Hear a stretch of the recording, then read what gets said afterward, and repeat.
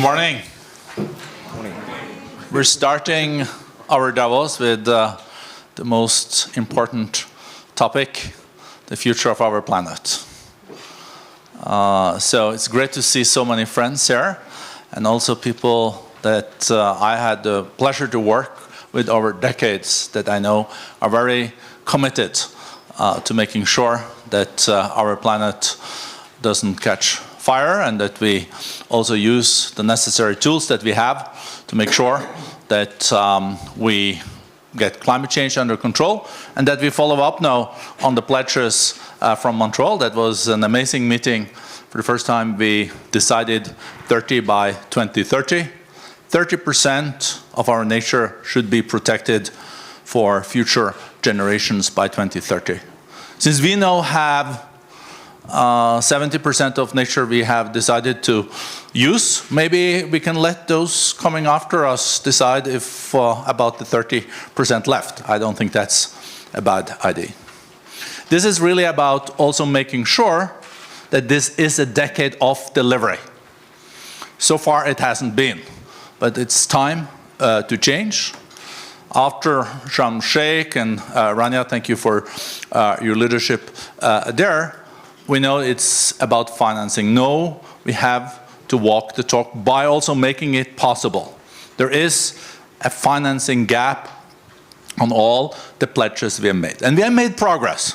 Remember, John, before we went to Paris, we were both foreign ministers back then, and we were, yeah. We also were on track for like a 4 degrees thing. After Paris, I think it was reasonable to think that we at least could make it 3 degrees. Of course, the goal was 1.5. After Glasgow, I think we were more or less on track to 2 degrees. I think after Sharm, there is a possibility to reach 1.5, and we did not move away from 1.5. But it's now about financing. It is really making sure that available technology, both on mitigation but also adaptation, has to be implemented. And that's why we have also gathered the philanthropic community here. And we know we can do more in this field. I saw a report last night, preparing for this, that only 2% of the philanthropic funding goes to nature and climate. Philanthropy is doing a lot of very important things in many, many sectors globally. That's for sure. But I think there is a potential to step up in the area related to our planet, because here we are really defining if we are going to have really sustainability in the future. And as you can see, the GAEA initiative is very important for us. The GAEA initiative, of course, is our planet. It's Greek mythology. Is really about how we can make sure that philanthropy also does its part when it comes to saving our planet. So we have a great panel, and also a lot of great people in the room that I know is super committed. I couldn't think of anyone, and I mean this from the bottom of my heart, that could introduce this topic better than Secretary John Kerry. John, you have been so committed to the environment, oceans, climate, and even as Secretary of State in the US, where there is a lot of geopolitics, we know that. It's not a lack of that still, but even as Secretary of State, you put the oceans and climate on top of your agenda, and I don't know any other Secretary of State that has done it in the way you did it, and no other foreign minister. So it's a pleasure to have you back in Davos, John, my dear friend, and I'll give you the floor here. Thank you.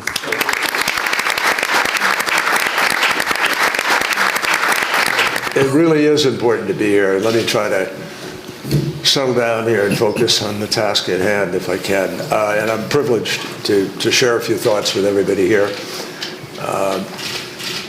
I was sat up last night. My daughter is here. She does a lot of work in health.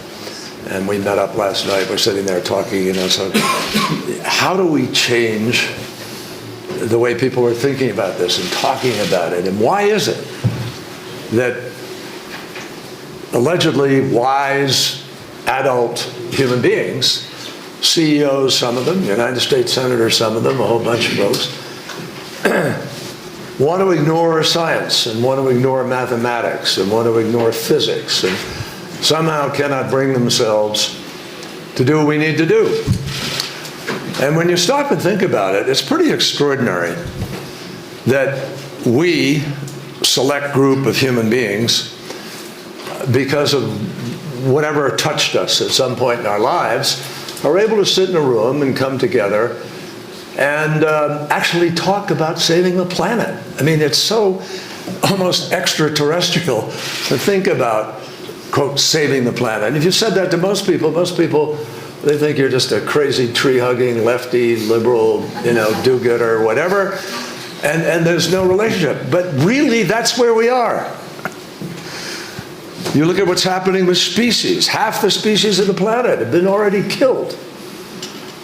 And if you look at the way we live, the incredible sort of destructive process of growth, the way we interpret it, not as enlightened growth, but as a sort of robber baron growth, driven by a lot of different things. We had 18 separate $1 billion cost events in the United States last year. And you look at Pakistan, where 30 million people in one single event were displaced and their lives were affected, extraordinary upheaval. And you run around the world. I'm not going to do it now because this group is as smart as any group and you know what's motivating you and bringing you here. But damn it all, we have to find a way to get really serious about bringing the corporate world on board around the world. Mark, thank you for you and a whole bunch of folks who have been just brilliant leaders in really laying this out. And that's not a throwaway thank you. It's making a huge difference. There is I'm thinking for the first time in the last years, because of what Børge just said about we were somewhere around 3 degrees, 3 to 4, maybe higher, when we went to Paris. And we're not now. So there's a, on the one hand, on the other hand, life that we're all leading right now. On the one hand, the destruction is unfathomable. Flooding, it's just amazing, not just in California, but Nigeria, Uganda, Mozambique, and different places. And somehow we leaders, to lead, have got to be able to bring folks to the table and organize ourselves around real things that are really going to make the difference now, that tip the balance from this on the one hand, on the other. We have to make it on, here's where we are. Here's where we're moving. It's all excitement. It's all a brilliant possibility, set of possibilities because of where technology and creativity and civic efforts and the marriage of young people who want a future with folks like you here who are, close to young still, but moving on. The reality is, folks, that this is the time where we have to get it done and make it all meaningful. Now, the private sector is stepping up rather remarkably, to be honest with you, but not yet even at the level we need to be. Let's face it. Whole bunch of companies in the world have chosen to say, oh, I'm going to be net zero by 2050. And you and I, we know they don't have a clue how they're going to get there. And most of them are not on track to get there. So this on the one hand, on the other hand world we're living in is where we came out of Glasgow and where we came out of Sharm el-Sheikh. That we went from the possibility that we were heading to 3.5 degrees or more, a warming of the planet, to 1.8 degrees out of Glasgow. And if you take all the things that were promised in Sharm el-Sheikh and add them to Glasgow, you can get to 1.7 degrees. And I'm sure Fatih Birol will share that with you in one venue or another here in the next days. But we're not doing everything we promised. Nobody. And I think about what the IEA said to us a few months ago, that in order to get the 1.5 and keep it, and by the way, we have not yet lost, there's still a possibility of achieving 1.5. We make the decisions that are available to us. If we treat this for the challenge that it really is. Almost like World War II, when we knew that in order to win the war, and we didn't know it in the winter of 1943, but in order to win the war, we had to organize ourselves to take control of the skies and take control of the seas and be able to smash the battlements that had been built along the coastline of France and Belgium and Netherlands and so forth. And we had to get through. We did it. And if you read Paul Kennedy's book, professor at Yale, called The Engineers of Victory, you'll read how this group of mid-level folks were making big, big decisions and implementing them and getting them things done. They weren't caught up in wads of bureaucracy. It didn't take them 10 years to get a siting plan for a wind farm or for a solar. We can't do that. I was talking with the White House last night with Bruce Reed and others. The State of the Union's coming up, and the president's got to, and I think will because he believes this. We got to move this because that's the only way we keep 1.5 degrees alive. So how do we get there? Well, the lesson I've learned in the last years, and I learned it as secretary, and I've learned it since, reinforced in spades, is money, money, money, money, money, money, money. And I'm sorry to say that. I mean, yes, technology. Yes, exciting new initiatives. Yes, organizing. Winning races politically. I mean, what happened in the midterms in the United States is nothing less than miraculous. And it happened because young people voted. And the second most voted issue was climate. It's a huge deal. But we have to go further. I have said this before, but I say it again. I'm convinced we will get to a low-carbon, no-carbon economy. We're going to get there because we have to. I am not convinced we're going to get there in time to do what the scientists said, which is avoid the worst consequences of the crisis. And those worst consequences are going to affect millions of people all around the world, Africa and other places. Of the 20 most affected countries in the world from climate crisis, 17 are in Africa. And if we're going to keep faith with the global south and we're going to be real about dealing with justice in this transition, then we have to make sure we're bringing the global south along, even though that's adaptation and that's resilience and talking about loss and damage and so forth. We have to do it because we have to build the political consensus that allows all of us to go forward. Now, I'm running over time and I know that, but I want to just, I get wound up on this one, folks. Here's what we need, and we're doing it with our deal that we cut with Indonesia, with what we did. Amashat knows what we did. Rania knows that the NUEFI program we put together is going to get rid of 15 gigawatts of pollution by deploying 10 gigawatts of renewables and 5 gigawatts of gas shut down. 11 turbines will be shuttered, and gas will go to Europe to help it in the context of Ukraine. Perfect sort of symmetry. And it's going to happen because we were able to put together $500 million, a big concessionary loan from Germany. Thank you, Germany. Important contributions from different entities. But we don't have time, folks, to be cobbling together bespoke deals here, there, and everywhere. We have to do it in a massive basis. And the key to that, one of the keys, is philanthropy. It's not the only key. We need governments to put public money into it. But there is no way to win this battle without, I quickly put the without with the no way to win the battle because someone will edit it and say, Kerry said there's no way to win the battle.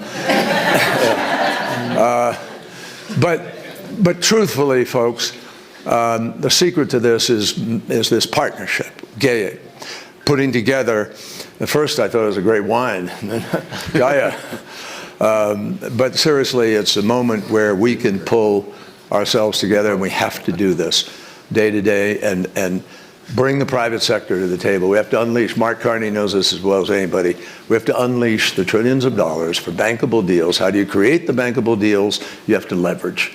You have to bring people together to take first loss, to minimize the risk.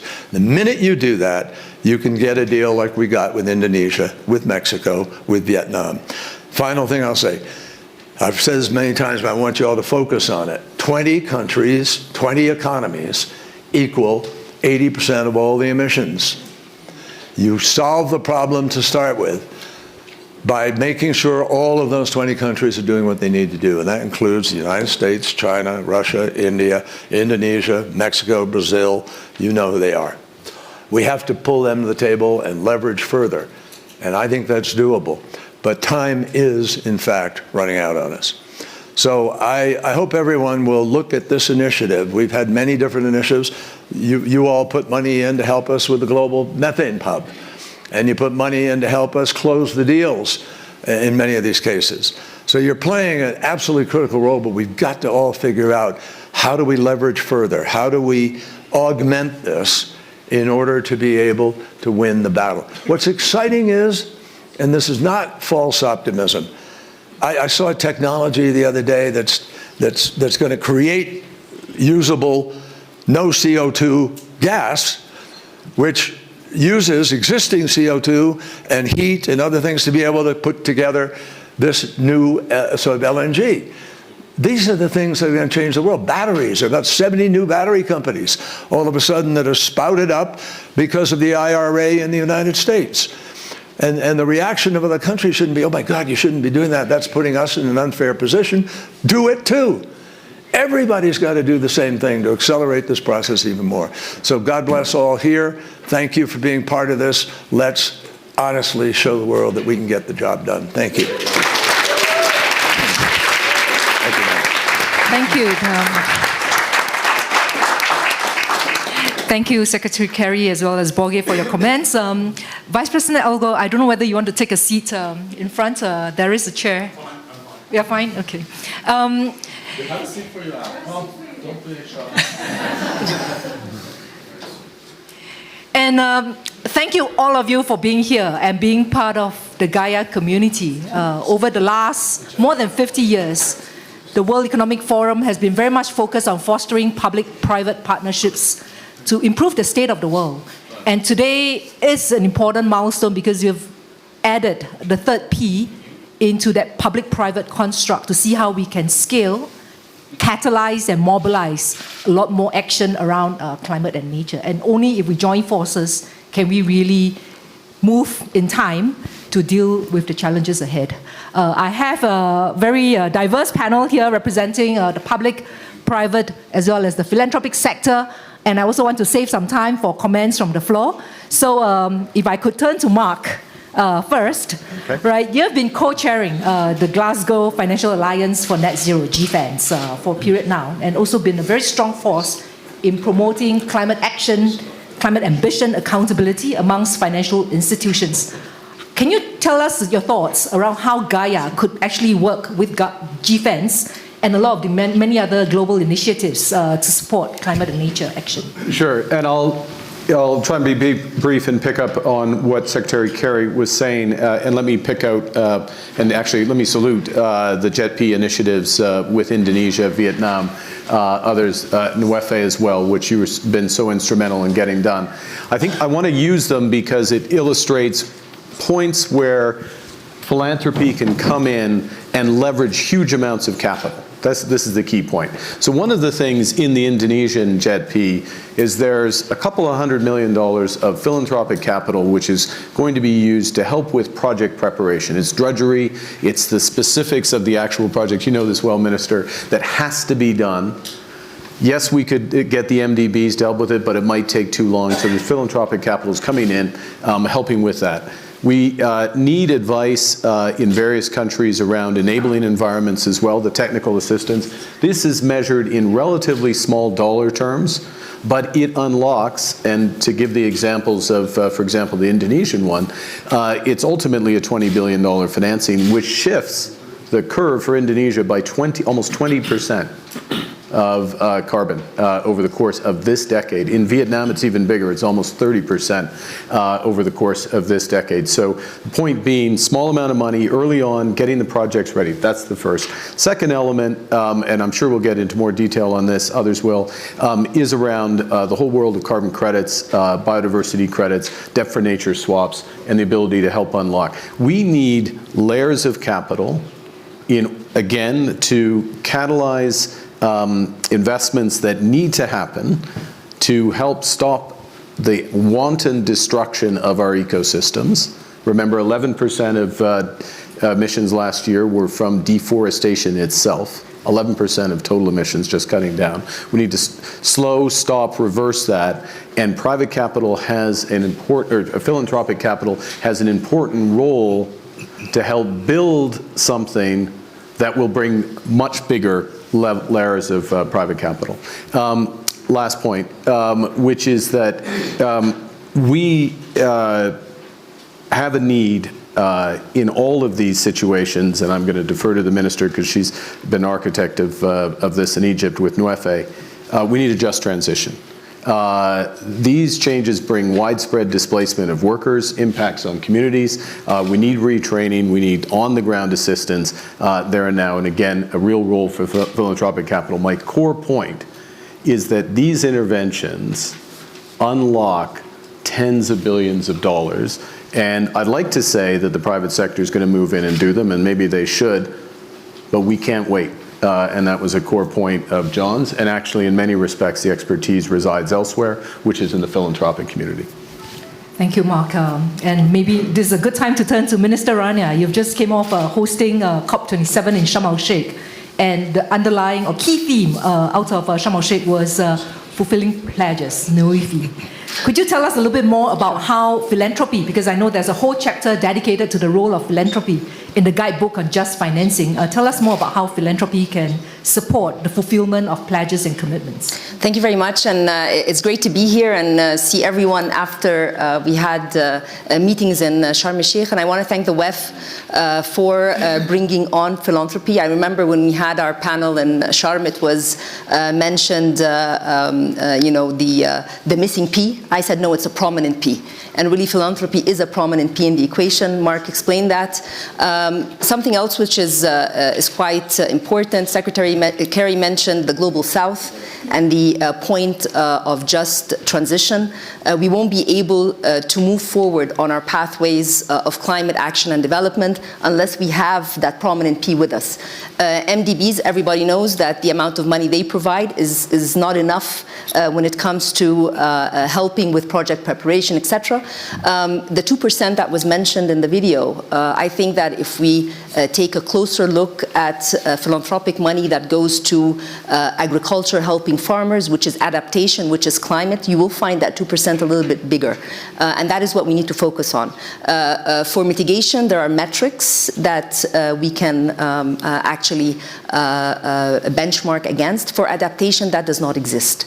And therefore, we need to work collectively to be able to also push philanthropic action and money into adaptation, resilience, to avoid things that happen in Pakistan, to actually push forward. On the investable projects, and this is what we tried to put together, and I want to thank all our partners when it came to Egypt's country platform for the nexus of water, food, and energy, Secretary Kerry, Mark Carney, and all the, you know, putting this together was a very important exercise to show that if we are able to define as country what our priorities are with respect to climate and development, we'll be able to mobilize financing and you know put all this puzzle together so that whether it's mitigation or adaptation, we can move forward.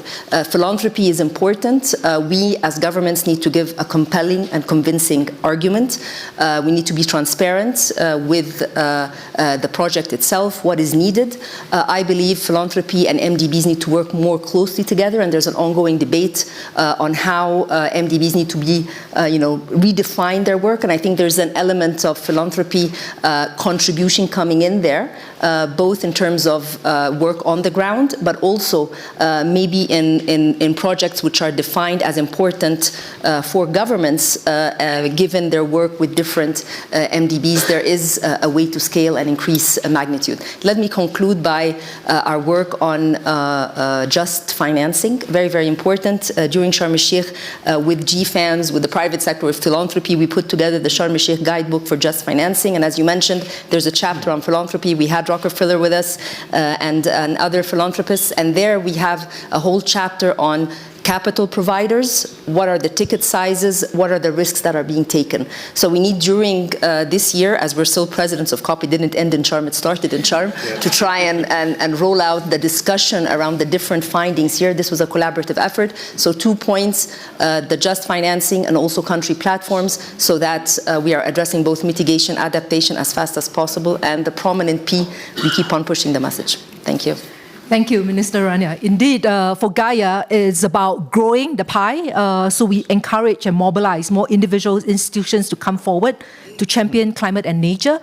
It is also not about diverting funds away from social causes and other activities, but it's how we can integrate climate-nature considerations when we are giving.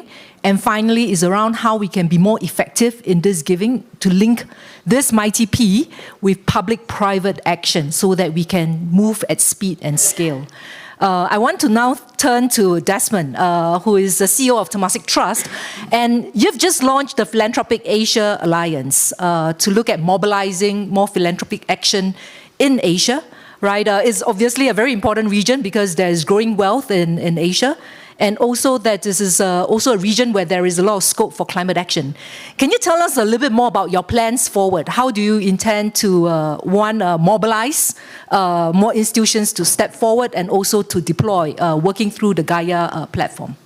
Well, first of all, thank you very much, Gim Huay, for inviting me to be part of this very distinguished panel. You're correct to point out that there is massive challenge and also massive opportunity in Asia. I think if you look at the size and magnitude of what we're talking about, we know that Asia is home to 60% of the world's population. It accounts for 42% of global wealth. At the same time, of course, it's also responsible and accounts for more than half of global emissions. And I think if you were to look at the Global Climate Risk Index, the estimate is that almost 2/3 of most climate vulnerable countries lie in South Asia and Southeast Asia. So it's a severe concern for everybody in Asia. In fact, the Swiss Re Institute, I saw one of their scenarios which postulated that if we were to look at the collective Asia GDP, the assessment is that this would shrink by 25% over the next 25 years if nothing is done about climate change. So these are huge, complex challenges for us to solve. We know that no one can do this alone. We also know certainly not to the kind of scalable impact that is much needed if we're all to combat climate change, is what Secretary John Kerry said, in a race against time.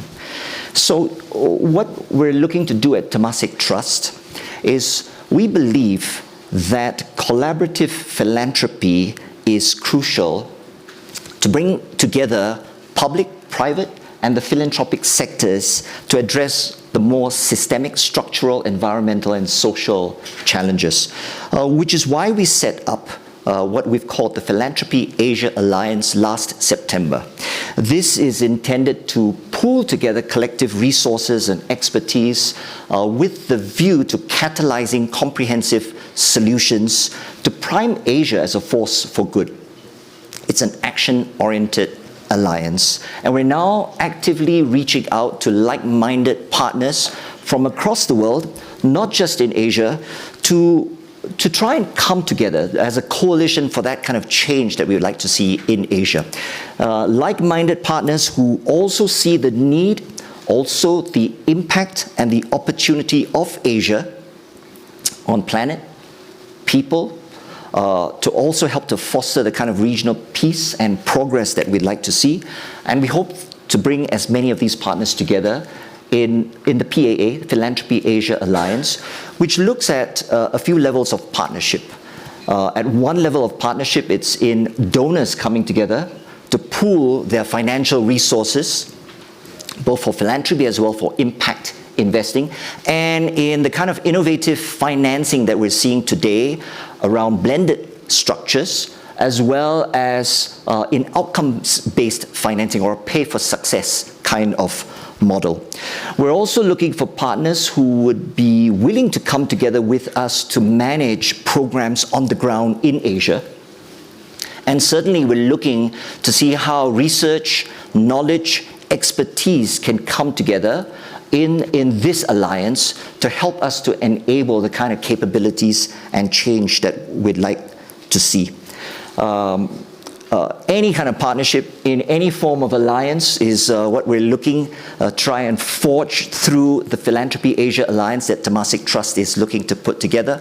I welcome all of you to join us this September when we formally launch the PAA at our annual summit in Singapore. And to join us at any level of that kind of partnership. But importantly, I would like to thank the WEF for being a strategic partner to the Philanthropy Asia Alliance. This is important in terms of scaling impact. We think that GAEA is exactly the kind of global platform that allows us, in fact, it fits with our resolve and our purpose, and it allows us to actually drive the kinds of thematics that we're keen to push forward through the PAA. Those thematics are, no surprise, it's in the area of nature and climate as one broad thematic. It's in the area of holistic and inclusive education as another area, and it's in global and public health in a third area. And we already, as I was saying, this is action-oriented, so we've already started calls to action to drive forward in each one of these areas. So we look forward to having as many people partner us as possible. Thank you very much for listening. Thank you, Desmond. And I know that you've been quite successful because even at the initial launch of this idea, there has been 4 or 5 partners coming from Hong Kong, Indonesia, joining forces to see how we can better mobilize action. Not enough, unfortunately, but we hope to get a lot more. That's good. Better. If I could turn to you now, because you run a business, but you've also been thinking about philanthropy for a period now, right? Strategic philanthropy in the Gulf region, and you've set up a few centers that's focused on studying the space. I know you've also recently been appointed as the COP28 champion for corporate as well as the philanthropic sectors. Can you tell us how GAEA can help to scale efforts in the Gulf region and beyond, and also your plans, and give us a bit of a preview on what we can expect at COP28? Sure, thank you. So just a quick disclaimer. Unlike many people in this room, I'm not an expert on philanthropy nor climate change.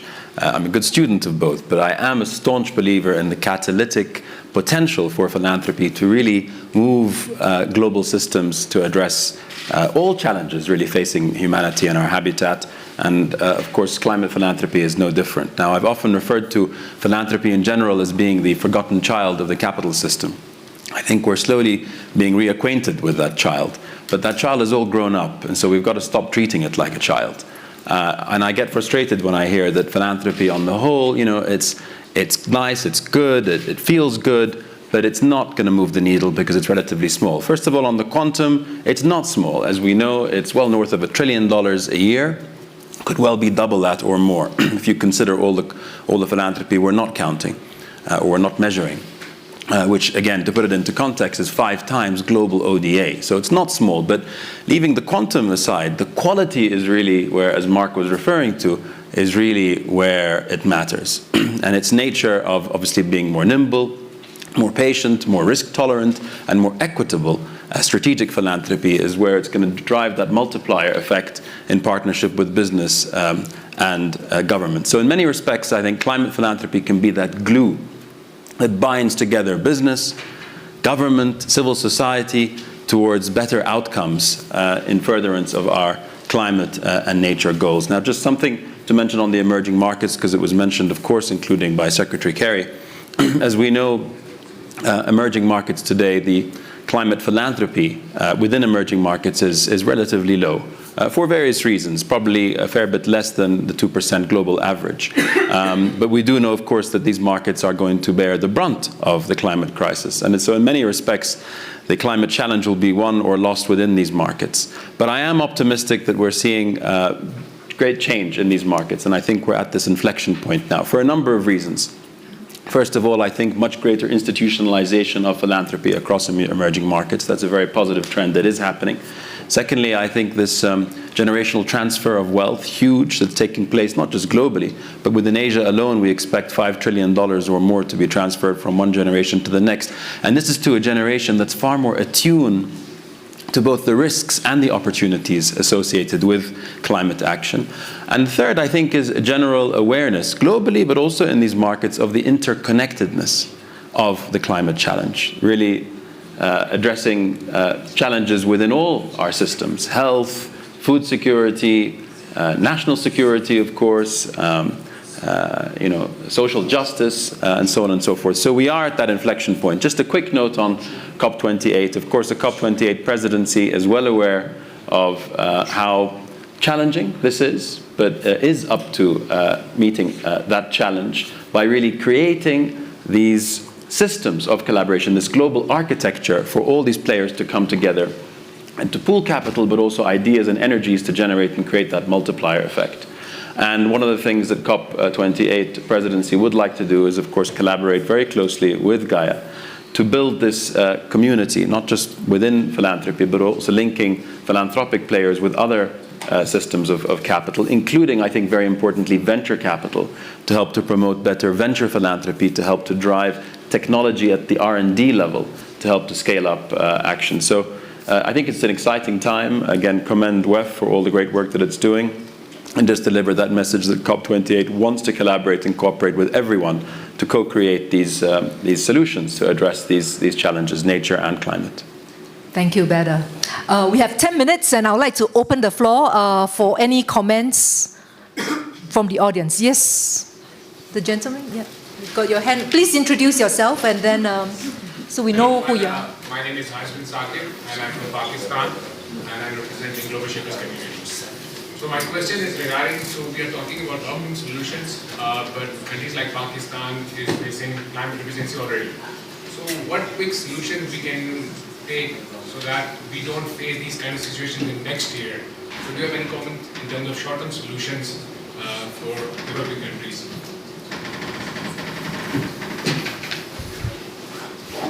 Any reactions from the panel?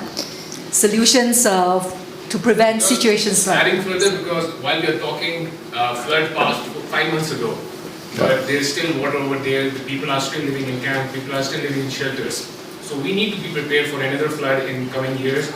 So we need to come up with solutions, we need to have post-disaster management solutions so that we are better prepared. So I just want to know a quick solution for this. If I can just say that during COP27, one of the breakthroughs was a loss and damage trust. And we need to expedite the financing that goes into loss and damage, because this is one example where certain areas in Pakistan are lost, and therefore there needs to be an expedited push forward. But again, there were so many pledges made a while back. If countries had done adaptation projects to protect from these climate disasters, we wouldn't be in that situation. So I think we just need to push further and further the message and try and be more fast with all these initiatives in terms of implementation. I'll just say very quick, I mean, the question proves the point that the resources are wholly inadequate. The speed of deployment is wholly inadequate. And I would say as well that the scale of understanding, or the granularity of understanding of future disasters, is still inadequate. In other words, we are more and more precise and sophisticated, if you will, on mitigation and the pathways on carbon and the mapping to outcomes. But actually, from a risk map, from the scale and the likely location of these disasters, we're still at early stages. Now, part of what's being put together is through the GRI and others using the global insurance industry, is to get much better about that. That has to be in parallel met with resources from public, multilateral, and philanthropic sectors, so that the deployment is there alongside. So part of the reason for the initial silence is there is not the resources there, and as I say, the question proves it. And this is part of where we need to map private expertise and scaled up philanthropic dollars. Thank you. Thank you. Good morning, everyone. My name is Diane Binder from France. I'm here as part of the Young Global Leaders delegation. I'm the founder and CEO of Regionopolis, which is an initiative that seeks to support entrepreneurs at the nexus of nature, climate, and urban resilience. So my question is, how can big philanthropy help us deploy impact at scale? Because we all share the urgency to act. We don't want to hear yet other commitments of big money being deployed on climate action and nature preservation, but most of the efforts is actually borne by entrepreneurs. So we are actually, with Regionopolis, creating an alliance of implementers so that we can have bigger money from philanthropists to help us deploy at scale. But my question is like, how can you help us? How can you help entrepreneurs have an impact? Thank you. So one of the things, if I can just share, one of the things that we've done through our foundation is actually to give a prize, a livability challenge prize for any kind of idea that helps us with mitigating climate change and improving our resilience. So as an example, we've given $1 million a couple of years ago to a team from Los Angeles, actually, that came with a really interesting idea of how to do carbon sequestration and to turn this capture into actual construction material that can be used. And you know, with the $1 million prize, that's only one part of the spectrum. There are a whole lot of other respondents who came in to that livability problem statement and challenge.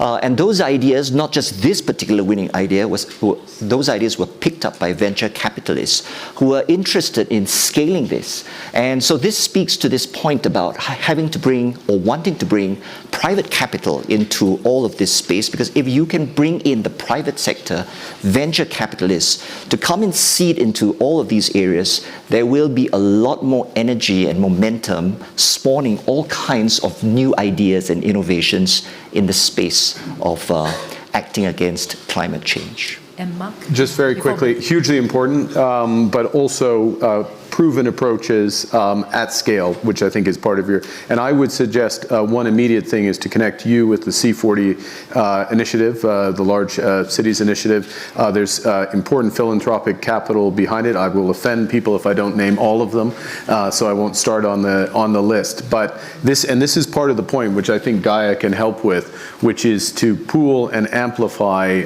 like-minded initiatives in order to have the impact that you're looking for. No, just to say that this is an opportunity that the COP28 presidency wants to and will capture. Yeah. Because, and as I mentioned, linking VCs, in fact, in the last few weeks, I've been chatting to and have soft commitments from 16 venture capital bodies or communities around the world, including in India and sub-Saharan Africa and indeed from Asia, to commit to deploying a certain percentage of their venture capital funding towards through investment capital solutions and entrepreneurs who are really leading the charge in developing solutions to climate and nature challenges, but also to put a certain percentage aside in venture philanthropy to really seed not just entrepreneurs but also scientists, to go and find them in the labs, that the work that they're doing within the labs, and help to scale those up. So again, would love to chat to you if you have ideas on how to scale this. Thank you. We are running out of time. I'm sorry about that, but I'd like to invite Neely Gilbert, who is our young global leader. She's also the chair of our of the investment committee for the Rockefeller Fund, to give us your closing remarks. Great. Thank you. Thank you. Thank you all. Thank you all for being here and for the launch of this important initiative. When we first came together at Davos in May and we started to talk about the vision for GAEA, one of the things that I shared was David Rockefeller's vision for strategic philanthropy, which he bequeathed to the David Rockefeller Fund when he formed it. Two things. Philanthropic capital should take risks. This is essential risk capital for seeding the vision for the future of the world that we want and need. The second thing is that we have a moral responsibility to use philanthropic capital to find leverage in driving changes and outcomes for the way forward. And GAEA reminds us of both of those critical principles. As we begin the annual meeting with the theme of collaboration in a fragmented world, the concept of how different forms of capital can come together to drive greater outcomes, whether it's public, private, philanthropic capital, is so important as a vision for how we can move forward on our critical goals in a time of challenge. So as we continue to expand on this concept, think about specific opportunities for how GAEA can move forward in driving strategic, systemic change that we need. As we've heard from many panelists, making a difference on climate touches all of our interconnected global goals. Please, I ask each of you to think about how yourselves as leaders, the organizations which you can touch, and others with whom you can speak and bring to the table as part of this critical work can join us in making a difference on climate and the future of society. Thank you. Thank you all. Thank you.